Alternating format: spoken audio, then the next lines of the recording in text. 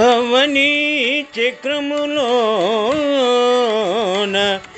ఏ పురుషుడే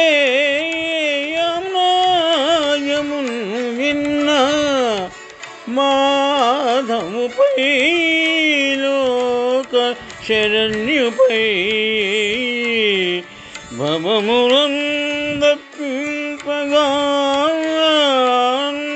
చాలు భక్తి విశేషం గుజనించునటి భువన క్షేమంకరం బైన భగవతాం నాయము మాదరాజనుడు తాన్ కల్పించే నేర్పగన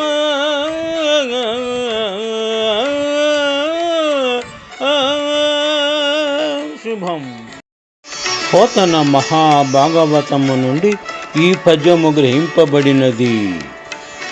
హరిభక్తియే మానవాళికి ఆధ్యాత్మిక ప్రేరణని భావించి వ్యాసమహర్షి సంస్కృతమున భాగవతమును రచించినారు. పోతనామాత్యులు దీనిని ఆంధ్రీకరించినారు.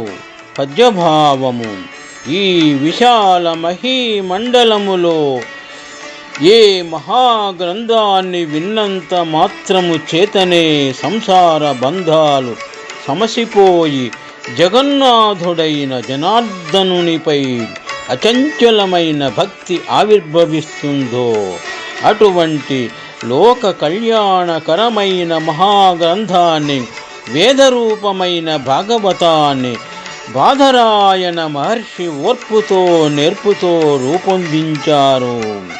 దీనిని పోతనామాత్యులు తెలుగున ఆంధ్రీకరించి మానవాళికి గొప్ప ఆధ్యాత్మిక ప్రయోజనము కలిగించినారు.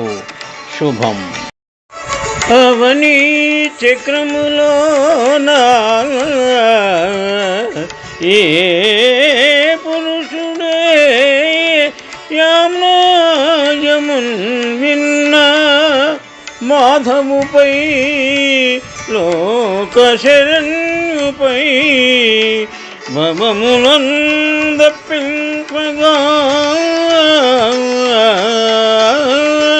చాలు భక్తి విశేషం గుజనించునటి భువన క్షేమంకరం బైన భగవతాం నాయము బాదరాజనుడు